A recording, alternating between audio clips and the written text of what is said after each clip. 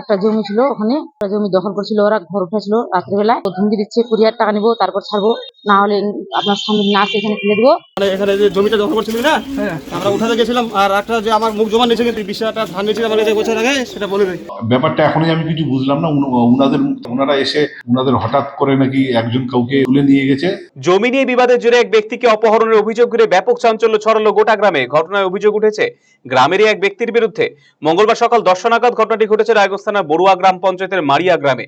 অপহৃত ব্যক্তির নাম আলিফ মোহাম্মদ। মঙ্গলবার সকাল 10টা নাগাদ বচ্চন নামে এক ব্যক্তি আলিফকে মোটর বাইক সমেত অপহরণ করে নিয়ে যায় বলে অভিযোগ। পাশাপাশি ফোন করে 20,000 টাকা মুক্তিপণ চাওয়া হয়েছে পরিবারের কাছে।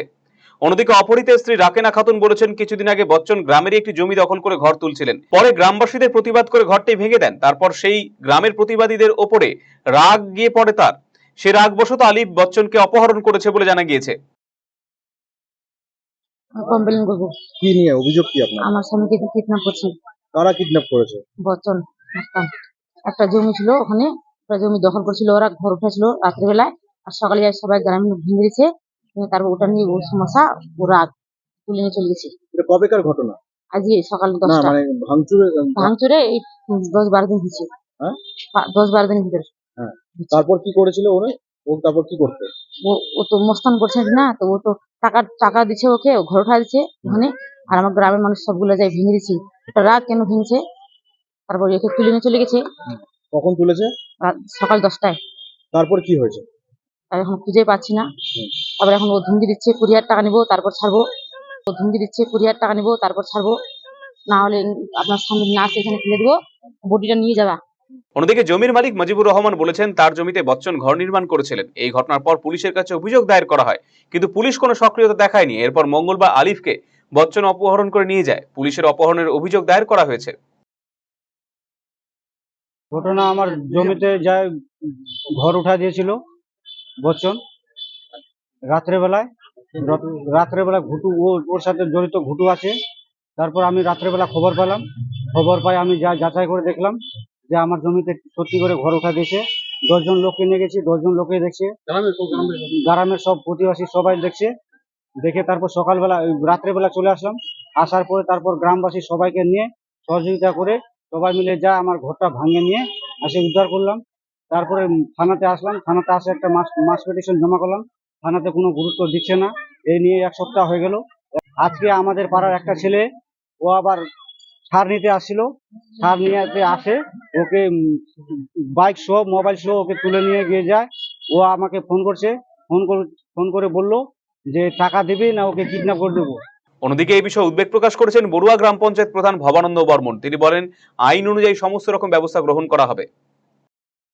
আমার কাছে মোটামুটি 50 থেকে 70 জন মহিলা এবং পুরুষ এসেছিল।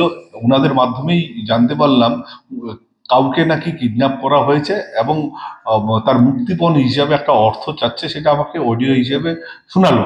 তখন আমি ওনাদের বলি যে আপনারা পুলিশ প্রশাসনের কাছে যান। পুলিশ প্রশাসন নিশ্চিত সজাগ, নিশ্চিত আপনাদের গাইডলাইন করবে এবং আপনাদের উদ্ধারের পূর্ণ সহযোগিতা করবে। এবং আমি আইসি সাহেবের সাথে সরাসরি কথা বলেছি। আমাদের পক্ষ থেকে যা যা ব্যবস্থা নেওয়ার আমরা নিশ্চিত ব্যবস্থা নিব এবং ওনারা আমার আইসি সাহেবের সাথেও ফোনে কথা হয়েছে এবং যা যা করার আমরা করবো। পরবর্তীতে অবশ্য অপহরণকারী আলিফকে মুক্তি দেয়। যদিও তার মোটর বাইকে মোবাইল ফোনটি নিজেদের হেফাজতে রেখে দিয়েছে অভিযুক্ত। আলিফকে পুলিশ উদ্ধার করে থানায় নিয়ে আসে। হ্যাঁ, বচ্চন নিয়ে গেছিল। কেন নিয়ে গেল? কেন, কি জন্য নিয়ে গেছিল? কি জন্য নিয়েছিল আপনাকে? আমাকে দিয়ে গিয়েছিল এই যে মানে এখানে যে জমিটা দখল করছিল না, আমরা উঠাতে গেছিলাম, আর একটা যে আমার মুখ জমা নিয়েছে কিন্তু। হ্যাঁ, আমাকে বলতে দেন, মুখ জমা নিয়েছে একটা। কি বলছে? যে তুই 20,000 টাকা ধান নিয়েছিস আমার কাছে বছর আগে, সেটা বলে দেয়। তো সেই জন্য আপনাকে নিয়ে গেছিল? কবে নিয়ে গেছিল? এদিকে লিখিত অভিযোগের ভিত্তিতে তদন্ত নেমে পুলিশ শেষমেশ অভিযুক্ত বচ্চনকে গ্রেফতার করেছে। পুরো ঘটনা তদন্ত শুরু করেছে পুলিশ। আরসিটিভি সংবাদ, রায়গঞ্জ। আপনি কি দীর্ঘদিন থেকে পেটের বিভিন্ন সমস্যায় ভুগছেন? গ্যাসের সমস্যায় ভুগছেন? তাহলে আপনার জন্য সুখবর।